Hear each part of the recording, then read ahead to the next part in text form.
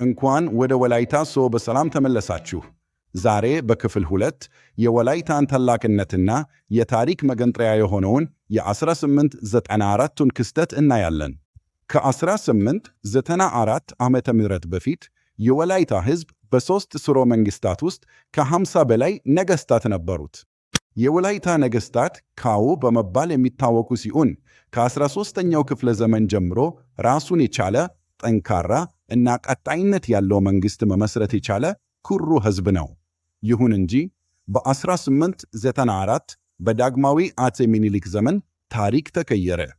በመጨረሻው ንጉሥ በካዎ ጦና ጋጋ መሪነት የተደረገው የተቃውሞ ጦርነት በወቅቱ ከተደረጉት ደም አፋሳሽ ዘመቻዎች አንዱ ነበር። ምንም እንኳን የምኒልክ ጄኔራሎች ዘመናዊ መሳሪያ የታጠቁ ቢሆንም የወላይታ ወታደራዊ ድርጅትና የሕዝቡ ጥንካሬ ዓለምን ያስገረመ መመከት አሳይቷል። በስተመጨረሻም በራሳቸው በአፄ ምኒልክ መሪነት በተደረገው ዘመቻ ጦርነቱ ተጠናቆ ወላይታ ወደ ኢትዮጵያ ኢምፓየር ተቀላቀለች። ይህ የታሪክ ምዕራፍ የወላይታን ጀግንነት ምስክር ነው። ክፍል 3 ይቀጥላል። ፎሎ ማድረጋችሁን እንዳትረሱ።